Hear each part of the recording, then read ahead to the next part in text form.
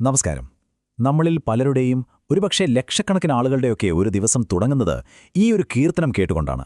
ഭക്തിയും സംഗീതവും ഒന്നിച്ചു ചേരുന്ന അതിമനോഹരമായ വെങ്കടേശ്വര സുപ്രഭാതം. അതിനെക്കുറിച്ചാണ് നമ്മൾ ഇന്നിവിടെ വിശദമായി സംസാരിക്കാൻ പോകുന്നത്. എന്തൊരു മനോഹരമായ വരികളാണല്ലേ! കോടിക്കണക്കിന് ആളുകൾക്ക് ഒരു പുതിയ ദിവസത്തിൽ അവർ കേൾക്കുന്ന ആദ്യത്തെ ശബ്ദം ഒരുപക്ഷെ ഈ വാക്കുകളായിരിക്കും. പ്രതീക്ഷയുടെയും ഭക്തിയുടെയും ഒരു ദിവ്യമായ തുടക്കം. അപ്പോ ഈ മനോഹരമായ കീർത്തനത്തെ നമുക്ക് 4 പ്രധാന ഭാഗങ്ങളായിട്ട് തിരിച്ച് മനസ്സിലാക്കാൻ ശ്രമിക്കാം. ഓരോ ഭാഗത്തിനും അതിൻ്റേതായ ഒരു ഭാവവും അർത്ഥവുമുണ്ട്. നമുക്ക് ഓരോന്നായി പരിശോധിച്ച് ഈ കാവ്യത്തിന്റെ ആത്മാവിലേക്ക് ഒന്നിച്ചിറങ്ങിച്ചെല്ലാം. അപ്പോ എന്താണ് ഈ പ്രഭാതഗീതത്തിന്റെ യഥാർത്ഥ ഉദ്ദേശം? എന്തിനാണ് ഒരു ഭക്തൻ ദൈവത്തെ വിളിച്ചുണർത്തുന്നത്? ഇതിനു പിന്നിലെ ആശയം വളരെ ലളിതമാണ്, അതേസമയം വളരെ മനോഹരവുമാണ്. ഈ വാക്കൊന്ന് ശ്രദ്ധിക്കൂ. സുപ്രഭാതം. സു എന്ന് പറഞ്ഞാൽ നല്ലത്, മംഗളകരമായത്. പ്രഭാതം എന്ന് പറഞ്ഞാൽ പുലരി. അപ്പോൾ സുപ്രഭാതം എന്ന് വെച്ചാൽ ഒരു നല്ല പുലരി, ഒരു ഓസ്പീഷ്യസ് ഡോൺ. ഇതൊരു പ്രത്യേകതരം സംസ്കൃത കാവ്യശാഖയാണ്. അതിരാവിലെ ദൈവത്തെ സ്നേഹത്തോടെ ഉണർത്താനുള്ളൊരു പ്രാർത്ഥന. ഇതിന് നമുക്കൊരു ദിവ്യമായ അലാറം ക്ലോക്ക് എന്ന് വേണമെങ്കിൽ പറയാം. പക്ഷേ സാധാരണ അലാറം പോലെ നമ്മളെ ഞെട്ടിച്ചുണർത്തുകയല്ല ഇത് ചെയ്യുന്നത്. മറിച്ച് നമ്മുടെ ആത്മാവിനെയാണിത് തൊട്ടുണർത്തുന്നത്, പ്രതീക്ഷ നിറഞ്ഞൊരു പുതിയ ദിവസത്തിലേക്ക്. ശരി, അപ്പോൾ നമുക്ക് ആദ്യത്തെ ഭാഗത്തേക്ക് കടക്കാം. ഈ കീർത്തനത്തെ 4ആയി വിഭജിച്ചിരിക്കുന്നു എന്ന് പറഞ്ഞല്ലോ. അതിൽ ആദ്യത്തെ ഭാഗത്തിന്റെ പേരും സുപ്രഭാതം എന്നു തന്നെയാണ്. ഇവിടെയാണ് ഭഗവാനെ ഉണർത്താനുള്ള ആ സ്നേഹപൂർവമായ അഭ്യർത്ഥന തുടങ്ങുന്നത്. ഈ ഭാഗത്ത് ഏകദേശം 29 ശ്ലോകങ്ങളിലൂടെ ഭക്തർ വളരെ സ്നേഹത്തോടെയും ബഹുമാനത്തോടെയും ഭഗവാനോട് ഉണരാൻ ആവശ്യപ്പെടുന്നു. പ്രഭാതമായെന്നും ലോകം അതിന്റെ എല്ലാ സൗന്ദര്യത്തോടും കൂടി അങ്ങയെ കാത്തിരിക്കുകയാണെന്നും ഓർമ്മിപ്പിക്കുന്നു. ഈ ശ്ലോകത്തിന്റെ ഭംഗി കണ്ടോ? ഇതൊരു ആജ്ഞയല്ല, ഉണരൂ എന്ന് പറയുകയല്ല. മറിച്ച് കിഴക്ക് പ്രഭാതം വിടരുന്നതും ലോകത്തിന് അങ്ങയെ ആവശ്യമുള്ളതും ഓർമ്മിപ്പിച്ചുകൊണ്ടുള്ള എത്ര സ്നേഹത്തോടെയുള്ള ഒരു ഉണർത്തലാണിത്! അങ്ങനെ ഭഗവാൻ ഉണർന്നു കഴിഞ്ഞു. ഇനിയെന്താണ്? ഇനി സ്തുതിക്കാനുള്ള സമയമാണ്. ഉണർത്തലിൽ നിന്ന് കീർത്തനം ആരാധനയിലേക്ക് മാറുന്നു. അതാണ് 2ാം ഭാഗമായ സ്തുതിഗീതം അഥവാ സ്തോത്രം.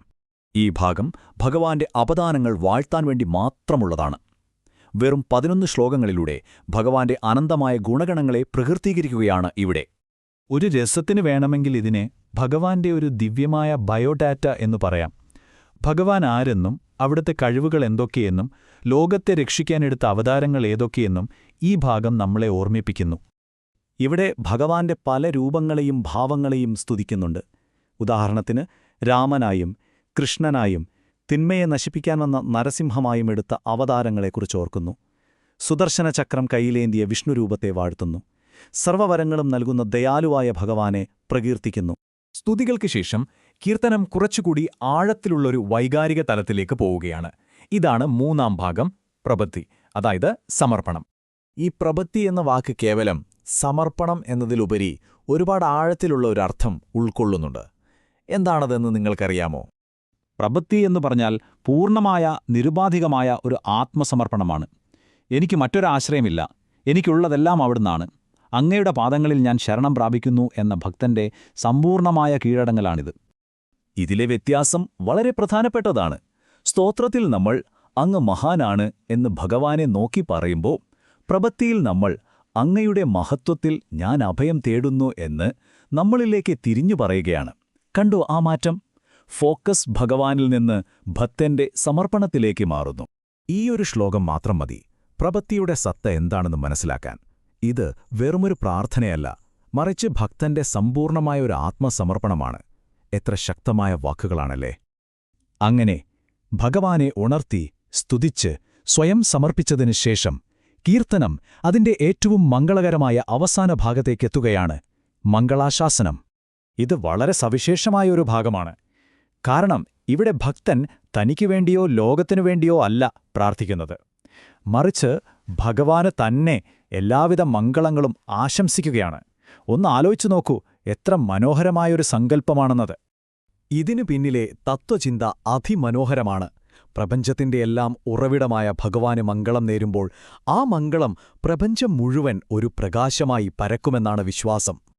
അപ്പോ നമ്മൾ ഈ 4 ഭാഗങ്ങളും മനസ്സിലാക്കി. പക്ഷെ ഒരു ചോദ്യം സ്വാഭാവികമായും വരാം. എന്തുകൊണ്ടാണ് നൂറ്റാണ്ടുകൾ പഴക്കമുള്ള ഈ കീർത്തനം ഇന്നും ഇത്രയധികം ശക്തമായി നിലനിൽക്കുന്നത്? ഓർത്തുനോക്കൂ, 500-ലധികം വർഷങ്ങൾക്ക് മുൻപ് രചിക്കപ്പെട്ട ഒരു കൃതിയാണിത്. എന്നിട്ടും അതിന്റെ പ്രസക്തിയോ സ്വീകാര്യതയോ ഒട്ടും കുറഞ്ഞിട്ടില്ല. മറിച്ച് ഓരോ ദിവസവും കഴിയുന്തോറും അത് വർദ്ധിച്ചു വരികയാണ്. അതിന് പല കാരണങ്ങളുണ്ടാകാം. കേൾക്കുന്ന ആരുടെയും ഹൃദയത്തിൽ പതിയുന്ന അതിന്റെ സംഗീതം ഒരു കാരണമാണ്. പലർക്കും അതൊരു വെറും പാട്ടല്ല, ഒരു ജീവിതചര്യയുടെ, ഒരു ദിവസത്തിന്റെ തുടക്കത്തിന്റെ ഭാഗമാണ്. എല്ലാത്തിനുമുപരി ഒരു പുതിയ ദിവസത്തെ പ്രതീക്ഷയോടെയും ഐശ്വര്യത്തോടെയും വരവേൽക്കാനുള്ള മനുഷ്യന്റെ സാർവത്രികമായ ആഗ്രഹത്തെ അത് പ്രതിഫലിപ്പിക്കുന്നു. അതുകൊണ്ട് നമുക്കീയൊരു ചിന്തയോടെ അവസാനിപ്പിക്കാം. മൊബൈൽ ഫോണിലെ കർക്കശമായ അലാറം കേട്ട് ഞെട്ടിയുണരുന്ന നമ്മുടെ ഈ കാലഘട്ടത്തിൽ ഇതുപോലൊരു കാവ്യാത്മകമായ, സ്നേഹനിർഭരമായൊരു ഉണർത്തുപാട്ടിന് നിങ്ങളുടെ ജീവിതത്തിൽ എന്ത് സ്ഥാനമാണുള്ളത്? ഒന്ന് ചിന്തിച്ചു നോക്കൂ.